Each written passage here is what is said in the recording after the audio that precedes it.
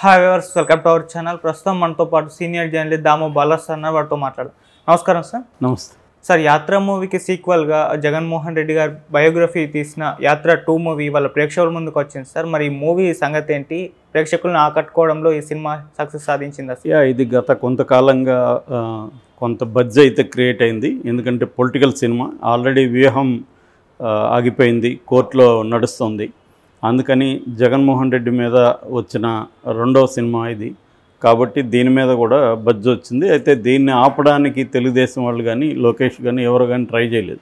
ఎందుకంటే ట్రైలర్లో కానీ మిగతా చోట తెలుగుదేశానికి యాంటీగా లేకపోతే వాళ్ళని విలన్స్ చూపిస్తున్నట్టు అలాగేం లేదు. ప్రధానంగా జగన్ జర్నీ, జగన్కి సంబంధించి మాత్రమే ఉంది. కొంతవరకు కాంగ్రెస్ రోలు ఎక్కువ చూపించినట్టుగా ట్రైలర్లో టీజర్లో ఉంది. అందువల్ల దీనికి ఏ రకమైన చట్టపరమైన అడ్డంకులు లేదు. ఈరోజు రిలీజ్ అయింది. రెండవది, దీనికి బడ్జెట్ కూడా చాలా ఎక్కువ అని చెప్తున్నారు. థియేట్రికల్ టార్గెటే దీనికి 30 కోట్లు అని చెప్తున్నారు. అంటే ఓవరాల్గా 60 కోట్ల గ్రాస్ వస్తే కానీ ఈ సినిమా సేఫ్స్లోకి వెళ్ళదు. మరి ఈ సినిమా ఈరోజు రిలీజ్ అయ్యింది. ఎలా ఉంది అనేది చూస్తే ప్రధానంగా దీంట్లో యాక్టర్స్ వచ్చినప్పుడు గతంలో యాత్రలో చేసిన మమ్ముట్టి ఉన్నాడు, జగన్గా జీవా చేశాడు. తర్వాత కేతకి నారాయణన్, ఆమె మలయాళీ యాక్ట్రెస్, తను భారతి రోల్ చేసింది. మహేష్ మంజరే చంద్రబాబు రోల్ చేశాడు. మిగతా వాళ్ళందరూ కూడా ఆయా పాత్రలకు తగిన నటీనటుల్ని ఎంచుకున్నాడు. ఓకే. సో ఇక డైరెక్టర్ మహీరాఘవ్ మనకు తెలుసు, గతంలో ఆయన యాత్ర తీసిన డైరెక్టరే. సంతోష్ నారాయణ్ మ్యూజిక్ చేశాడు. సెల్వకుమార్ ఎస్కే తను కెమెరా వర్క్ చేశాడు. దీన్ని శివ మేక అని ఆయన ప్రొడ్యూస్ చేశాడు. సరే, ఇక కథ విషయానికి వస్తే ఇది 2009 నుంచి 2019 వరకు జరిగిన జగన్ జీవితంలో జరిగిన పరిణామాలు బేసిక్గా అదే కథ. మామూలుగా యాత్ర తీసుకుంటే యాత్ర ఏమో ప్రధానంగా రాజశేఖర రెడ్డి పాదయాత్ర మీద ఫోకస్ చేస్తూ దాని చుట్టూ జరిగిన సీన్ల మీద అల్లుకున్న కథ. ఓకే. అయితే ఇది యాత్ర 2 అని పేరు పెట్టారు, కానీ ఇది ప్రధానంగా జగన్ యాత్ర మీద అయితే కాదు. జగన్ 2 రకాల యాత్రలు చేశారు. 2009 తర్వాత వాళ్ళ నాన్న చనిపోయిన తర్వాత వాళ్ళ నాన్న చనిపోతే ఆ వార్తను తట్టుకోలేక కొంతమంది చనిపోయినప్పుడు ఈయన ఓదార్పు యాత్ర చేశారు. నిజానికి జగన్కి కాంగ్రెస్ అధిష్టానానికి మధ్య గొడవ ఇక్కడే స్టార్ట్ అయింది. ఓదార్పు యాత్ర వద్దని వాళ్ళు చెప్పారు. లేదు, నేను మాటిచ్చాను, మా నాన్న చనిపోయిన వాళ్ళని పరామర్శించడం బిడ్డగా నా బాధ్యత అని అతను ధిక్కరించడం అనేది ప్రధానమైన కాన్ఫ్లిక్ట్కి కారణం. సో అక్కడి నుంచి మొదలవుతుంది. అంటే రాజశేఖర రెడ్డి సీన్లు కూడా కొన్ని ఓపెనింగ్లో వస్తాయి.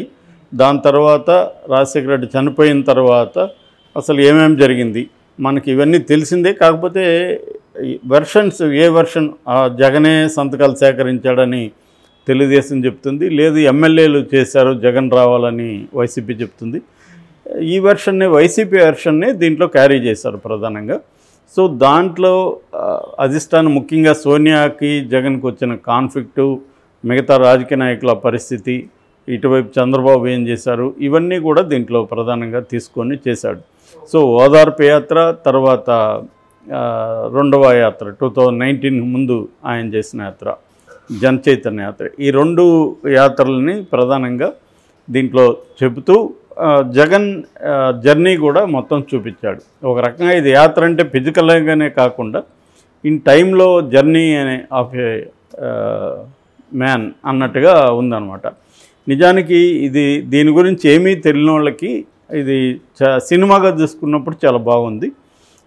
ఎందుకంటే ఒక సీఎం చనిపోయినప్పుడు వాళ్ళ కొడుకు సీఎం అవ్వాలనుకున్నప్పుడు వాళ్ళ కొడుకు ఎటువంటి ఇబ్బందులను ఎదుర్కొన్నాడు, తను చివరికి జైలుకి కూడా వెళ్ళాల్సి వచ్చింది. దాని తర్వాత అతను ఒక గట్టి దృఢమైన సంకల్పంతో తాను నమ్మిన దానికోసం ఎలా నిలబడ్డాడు, అతని స్ట్రాంగ్ డిజైర్ అతన్ని ఎన్ని కష్టాలకైనా ఓర్చుకున్నట్టుగా ఎలా చేసింది, 16 నెలలు జైల్లో ఉండడం మాటలు కాదు, ఇవన్నీ ఎలా ఫేస్ చేసి అతను, అంటే అందరూ కూడా ఏమనుకున్నారంటే వీడు తెలియక సోనియా గాంధీతో పెట్టుకున్నాడు.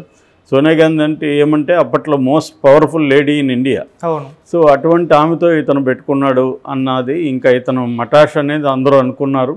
కానీ అతను ఎలా నిలబడి ఎలా ప్రజల్లోకి వెళ్ళి ఎన్ని కష్టాలకు లోనై ఫైనల్గా తన గోల్కి రీచ్ అయ్యాడు అనేది ఒక రకమైన విన్నింగ్ స్టోరీ అంటాం కదా, అంటే మన గోల్ రీచింగ్ స్టోరీ అంటాం. ఆ ప్యాటర్న్లో తీసుకొచ్చాడు ఒక పొలిటికల్ గోల్ రీచింగ్ స్టోరీ. అంటే ఒక మామూలు వ్యక్తి అని చెప్పచ్చు, ఎందుకంటే సీఎం చనిపోయిన తర్వాత ఇతను కాంగ్రెస్ పార్టీలో లేనప్పుడు ఇంక మామూలు వ్యక్తి అతనికి కొంత బ్యాక్గ్రౌండ్ డబ్బులు ఉండొచ్చు, కానీ అవన్నీ కూడా క్రైసిస్లోకి వెళ్ళిపోయినాయి.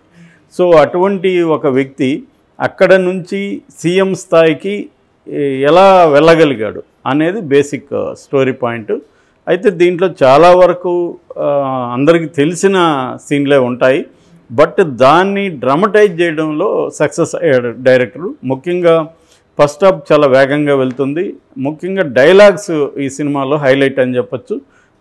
ఫస్ట్ హాఫ్లో చాలా డైలాగ్స్కి థియేటర్లో క్లాప్స్ పడుతున్నాయి. సో డైలాగ్స్ చాలా పవర్ఫుల్గా రాసుకున్నారు, but at the same time placement of the dialogues కూడా చాలా అక్యురేట్గా ఉన్నాయి. ముఖ్యంగా కడప గురించి చెప్పడం, కడప వాళ్ళ గురించి చెప్పడం, అది కూడా సందర్భోచితంగా శుభలేఖ సుధాకర్ దగ్గర చెప్పించడం, అవన్నీ కూడా పవర్ఫుల్గా ఉన్నాయి. అంటే జగన్ని ఒక మామూలుగా ఎనీ ప్రోటాగనిస్ట్ని ఎలివేట్ చేసేటప్పుడు మామూలుగా మెయిన్ స్ట్రీమ్ హీరోలు ఏం చేస్తుంటారంటే అతని గురించి అతనే చెప్పుకుంటాడు, నేనెంత గొప్పోని, నేనెంత తోపు అని. అతనే విలన్స్ని కొట్టేటప్పుడు అన్ని చోట్ల అతను చెప్తూ ఉంటాడు, అది రెగ్యులర్ ప్యాటర్న్. ఇంకొక ప్యాటర్న్ ఏమంటే చుట్టూ క్యారెక్టర్లు అతను హైలైట్ చేస్తుంటాయి. సో ఆ సెకండ్ ఫార్ములాని తను ఎంచుకున్నాడు. జగన్ని ఆ కాన్ఫ్లిక్ట్లో జగన్ ఎలా బిహేవ్ చేస్తాడనేది ఒక హైలైట్ అయితే, చుట్టూ క్యారెక్టర్లు ఇతన్ని ఎలా ఎలివేట్ చేస్తాయి, అంటే యాంటీగా కూడా ఎలివేట్ చేస్తాయి. అంటే వాడు ఎలా తట్టుకున్నాడు ఇన్ని రోజులు అన్నట్టుగా ఉంటే అతను కడప బిడ్డ సార్, కడప వాళ్ళకి ఎలా ఉంటుంది, ఇవన్నీ వాళ్ళు ఎండనక వాననక వాళ్ళు పనిచేస్తుంటారు, వాళ్ళకి ఇదేం కొత్త కాదు అన్నట్టుగా ప్రొజెక్ట్ చేయడం.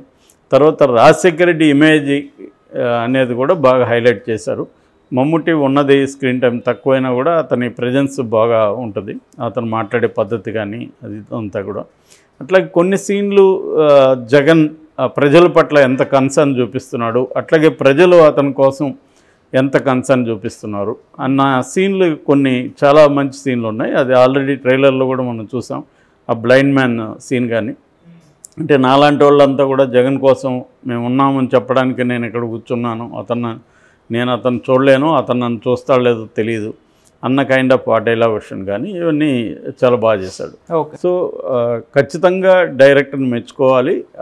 అంటే ఒక సినిమాగా చూసినప్పుడు చెప్తున్నా, పొలిటికల్గా మనం ఎవరి వైపు ఉంటాం అనేది పక్కన పెడితే అదొకటి. రెండవది, ఈ డైరెక్టర్కి సంబంధించిన మంచి లక్షణం ఏంటంటే తను ఇంటర్వ్యూలో కూడా చెప్పాడు, ఒక వ్యక్తిని ప్రేమిస్తుంటే ఇంకొక వ్యక్తిని ద్వేషించాల్సిన అవసరం లేదు అని. అది ఇప్పుడు ఏంటంటే అలాగే విడిపోయింది. నువ్వు జగన్ని సపోర్ట్ చేస్తున్నావు అంటే యువతల వాళ్ళని వ్యతిరేకిస్తున్నావు, నువ్వు యువతల వాళ్ళకి ద్రోహి అన్న స్థాయిలో ఇవాళ ఇదైపోయింది. అట్లాగే చంద్రబాబు సపోర్టర్స్ని వైసీపీ కూడా అలాగే చూస్తుంది. సో ఒక బ్యాలెన్స్డ్ యాటిట్యూడ్ అనేది సాధ్యం కాదనేది ఇప్పుడు అందరూ అంటున్నారు. నేను బ్యాలెన్స్గా ఉంటానంటే లేదు, నువ్వు మాకు ఎనిమి అనేస్తున్నారు ఇరువైపుల వాళ్ళు. అంటే బ్యాలెన్స్గా ఉన్నావంటే నువ్వు వాడి దగ్గర డబ్బులు తీసుకున్నావా అని అడుగుతున్నారు. అంటే డబ్బులు తీసుకోకుండా అభిప్రాయాలు మనుషులకు ఉంటాయని, ఇష్టాయిష్టాలు ఉంటాయని అన్న ఇది అందరూ కూడా మర్చిపోతున్న దీంట్లో ఈ డైరెక్టరు దాన్ని బ్రేక్ చేశాడు. డైరెక్టర్ కూడా క్లియర్గా చెప్పాడు, నేను జగన్ అంటే ఇష్టం అంటే వేరే వాళ్ళంటే ద్వేషం అని కాదు, నాకు జగన్ అంటే ఇష్టం అంతవరకే అనేది చెప్పాడు క్లియర్గా. అక్కడే మనకి ఇతనికి రామ్ గోపాలవరం తేడా కనబడుతుంది. రామ్ గోపాలవరం ఏమో నాకు జగన్ ఇష్టం, చంద్రబాబు ఇష్టం లేదని రెండో వైపు కూడా చెప్తాడు, కానీ ఇతను అవి చెప్పలేదు. ఆ కైండ్ ఆఫ్ బ్యాలెన్స్ సినిమాలో కూడా కనపడుతుంది. కావాలనే విలన్స్గా విలన్ చేయడం, దానికి సంబంధించి ఒక క్రూరంగా విలన్స్ లాగా చూపించడం అదేమీ లేదు. ఆ కాంటెక్స్లో ఎవరి ప్రయోజనాలకు వాళ్ళు అనుగుణంగా బిహేవ్ చేస్తారు. ఇప్పుడు సోనియా గాంధీని కూడా మనం విలన్ అనలేం. ఆ కాంటెక్స్లో ఆమె రోల్ ఏంటి, ఒక కాంగ్రెస్ పార్టీ ఉన్నప్పుడు ఆ కాంగ్రెస్ పార్టీలో ప్రతి రాష్ట్రంలో ఉన్న నాయకులు కూడా అధిష్టానం మాట వినాలి. అది కాంగ్రెస్ అయినా బీజేపీ అయినా నేషనల్ పార్టీలు అందరూ కూడా అలాగే బిహేవ్ చేస్తారు. సేమ్ అదే ప్లేస్లో ఇంకొకరు ఉంటే కూడా చేసేవాళ్ళేమో. కాకపోతే ఏంటంటే సోనియా గాంధీ చేసిన తప్పేందంటే ప్రాక్టికల్ పరిస్థితులను అంచనా వేయడంలో ఆమె పొరపడింది అనేది తప్ప ఆమె ఏదో బ్యాడ్ లేడీ లేకపోతే విలన్ అనేది చెప్పలేం. సో ఆ కైండ్ ఆఫ్ ఒక ట్రీట్మెంట్ ఆబ్జెక్టివ్గా ఉంది అన్నమాట ఈ సినిమాలో. అయితే ఇక ఫస్ట్ హాఫ్ చాలా వేగంగా వెళ్తుంది, సెకండ్ హాఫ్ మాత్రం కొద్దిగా స్లో పేస్లోకి వెళ్ళింది. సో దానివల్ల మనకి ఒక అక్కడక్కడ బోర్ కొట్టే అవకాశం ఉంది. అయితే ఇది వైసీపీ శ్రేణులకు మాత్రం విపరీతంగా నచ్చుతుంది. వాళ్ళు చాలామంది గూస్ బంప్స్ మూమెంట్స్ అని ఏడిపించావని ఇలా పెట్టుకుంటున్నారు. నిజంగా వాళ్ళకి నచ్చిన లీడర్ కాబట్టి అతను ఎన్ని బాధలు పడ్డాడు ఏంది అనేది వాళ్ళకి విజువల్గా చూసినప్పుడు ఆ డ్రామాటిక్ ఎఫెక్ట్ వాళ్ళ మీద పడుతుంది. ఖచ్చితంగా వాళ్ళు ఏడ్చుండొచ్చు, బాధపడి ఉండొచ్చు, గూస్ బంప్స్ మూమెంట్స్ వచ్చుండొచ్చు వాళ్ళకి. మామూలుగా వాళ్ళు చూసినప్పుడు కూడా ఆ డ్రామాలో కొద్దిగా ఫీల్ అయ్యే ఛాన్స్ అయితే ఉంది వ్యతిరేకులకు తప్ప. ఏదేమైనా ఓవరాల్గా సినిమాని డైరెక్టరు స్క్రీన్ ప్లే కానీ కథ చెప్పే విధంగానే నీట్గా తీసుకెళ్ళాడు. ఇక దీంట్లో హైలైట్స్ అంటే బ్యాక్గ్రౌండ్ స్కోర్ సంతోష్ నారాయణ చాలా బాగా చేశాడు, కానీ పాటలు డిసప్పాయింట్ చేశాడని చెప్పాలి. ఇక మీ కెమెరా వర్క్ కూడా చాలా నీట్గా ఉంది. ఈ సినిమాకి ఎలా ఉండాలో అలా ఉంది, ఎక్కడ ఎక్స్ట్రా కానీ అట్లని తక్కువగా కానీ లేదు. నటీనటుల పెర్ఫార్మెన్స్ కూడా జీవా కూడా మ్యాక్సిమం జగన్ మూమెంట్స్, జగన్ కదలికలు అవన్నీ బాగా అబ్జర్వ్ చేసి వీడియోలు బాగా చూసి పర్ఫెక్ట్గా చేశాడు. ఈ కేతకి నారాయణ అయితే బ్రహ్మాండంగా చేసింది భారతిలాగే. ఆమె కూడా భారతిని గురించి నేను చాలా తెలుసుకొని రీసెర్చ్ చేసి 3 నెలల పాటు కృషి చేశానని ఇంటర్వ్యూలో చెప్పింది. దానికి తగినట్టే ఉంది. ఆర్టిస్టులు అంతా పర్ఫెక్ట్గా చేశారు. అట్లాగే సోనియా రోల్ కానీ రోసయ్య క్యారెక్టర్ వీళ్ళందరూ కూడా బాగా చేశారు.